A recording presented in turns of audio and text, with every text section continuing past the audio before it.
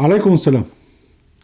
أهلا وسهلا بكم أحبتي في برنامجكم لحظات قرآنية، وهذه الحلقة رقم 690، وعنوانها أحدث منجزات الفقه السلفي في أحكام الضراط.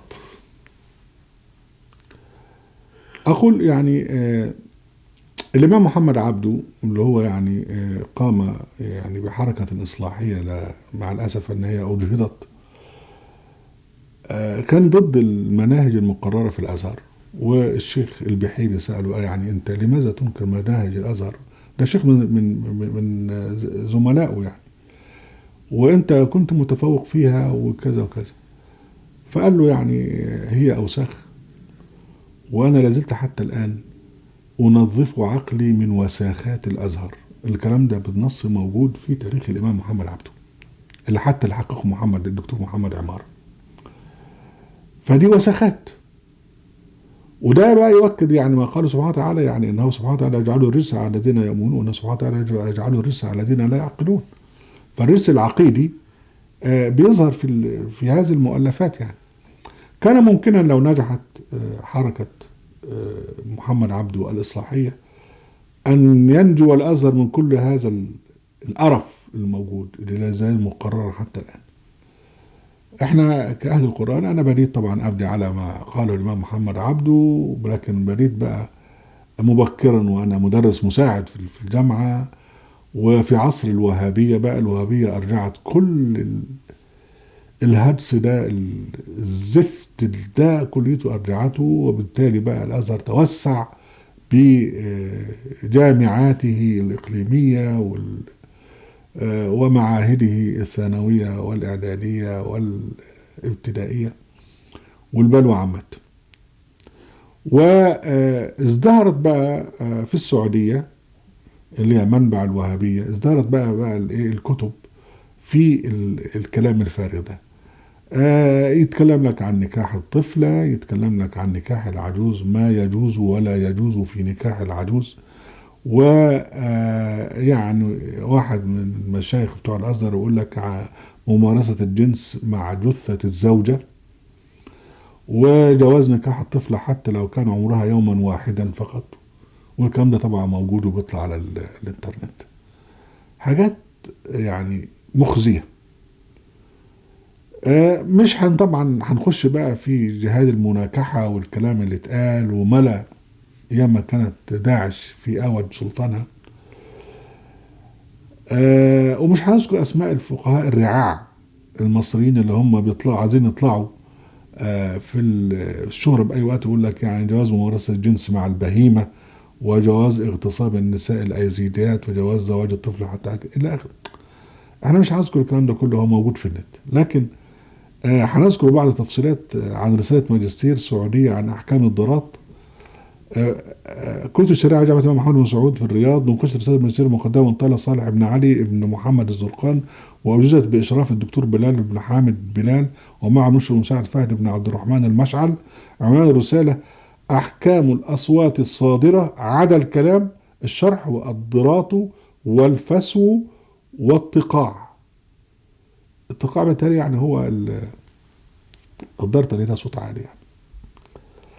فصول الرسالة: تعريف الضراط، أنواع الضراط، حكم الاستنجاء في الضراط، حكم الضراط في المسجد، حكم الضراط في المجلس، أثر الضراط على الوضوء، أثر سلس الضراط على الطهارة والصلاة، أثر الشك في الضراط، حكم صلاة الرجلين أما أحدهما الآخر، واحد منهم كالإمام والآخر، وسمع صوتا كل منهما يظنه من الآخر. واحد منهم جيس فمش عارفين مين منهم بالظبط. طبعا هم في الحالة دي لابد أن هم يلجأوا للأمم المتحدة تحقق في الموضوع.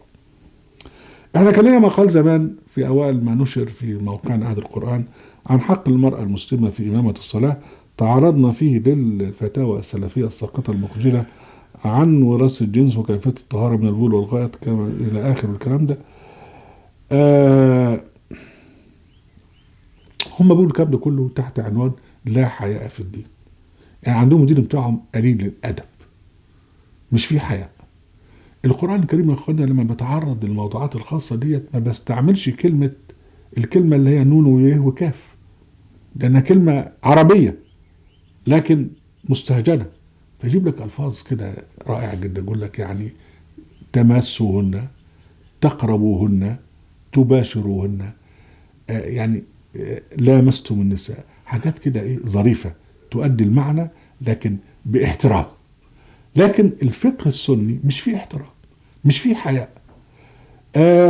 وبعدين الشيء الغريب بقى، يعني في عصر المسلمين بينضربوا فيه من الغريب ومن القريب ويضربوا فيه بعض، مفيش واحد بيطلع من الفقهاء دول مثلا يستنكر هذا، أو يهاجم مثلا هجوم السعودية على اليمن، أو يهاجم تخريب السعودية لسوريا، أو يهاجم التعذيب اللي بيحدث في كل زمان، يعني في كل زمان ومكان. ما حدش بيتكلم في الكلام ده. هو كل موضوع كله بيتخصصوا في الحاجات اللي هي، يعني أنا كنت بسمي هذا وأنا طالب في الثانوي، كنت بسميه فقه النصف الأسفل. يعني طول عمري عقلي قرفني وقرف الناس، كنت بسميه فقه النصف الأسفل. مش الفقه اللي بيعرض بالإنسان، لا، اللي هو اللي بينزل بالإنسان بقى إلى الاستنجاء وإلى كل الكلام العقل ده كله. وبعدين هم أسهل شيء عندهم إن هو شيء ما يعرفوش يقول لك حرام، عشان خاطر يعني يعني على رأي المثل، الباب اللي يجي لك منه الريح سد واستريح. وبعدين بعد كده تبع هو الحاكم. يعني أنا لما ظهر سلطة الأمير محمد ابن سلمان، كانوا قبل كده ممنوع ان المرأة تقود السيارة، وده طبعا دين عنده، فهو اباح للمرأة تقود السيارة في السعودية، هللوا له. كان حتة مدائن صالح ديت كان ممنوع حد يروح فيها، اللي هي منسوبة بقى الى قوم اللي هم قوم ثمود. لا حاليا بيعملوا فيها بقى مهرجانات وبتاع الى اخره، والمشايخ تبع السلطة بيقولوا يس اوكي. يعني الناس دي يعني بيقولوا بقى ويغيروا على حسب هوى الحاكم. يعني ممكن لو جه محمد بن سلمان قال لهم يعني طز في ابن عبد الوهاب وطز في الشافعي وطز في مالك، هيقولوا يس طز في كل الناس دي كلها يا سمو الامير يا ولي العهد. فدول يعني دول خدم الحاكم. الشيء الغريب بقى ان طبعا حاليا الإنسان وصل إلى القمر ونزل على القمر وأهبط مركبة على المريخ، ما فيش حد منهم بقى بيتكلم بيقول لك يعني حكم الاستنجاء على ظهر القمر. طبعا دي نكتة يعني. أهلا وسهلا بكم أحمد ورزقكم والعطاء القرآنية في قناة أهل القرآن في موقع أهل القرآن. لا تنسوا المشاركة بالشير، وعليكم السلام.